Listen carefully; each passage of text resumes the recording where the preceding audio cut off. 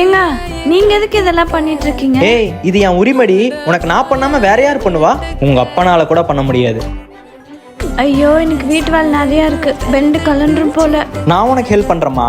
நீங்க எங்க கஷ்டப்படணும், உங்களுக்கே நிறைய வேலை இருக்கும். எங்க அம்மாவும் அப்படிதான், வீட்டு வேலையை செஞ்சுட்டு வெளியே வேலைக்கு போவாங்க. இது எவ்வளவு கஷ்டம்னு எனக்கும் தெரியும். நான் உனக்கு ஹெல்ப் பண்றேன்.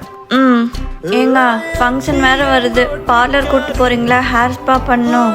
பார்லர்லாம் ரொம்ப செலவாகுமா? நீ வேணா பேசாம வீட்லயே ஹேர் ஸ்பா பண்ணிக்கவே.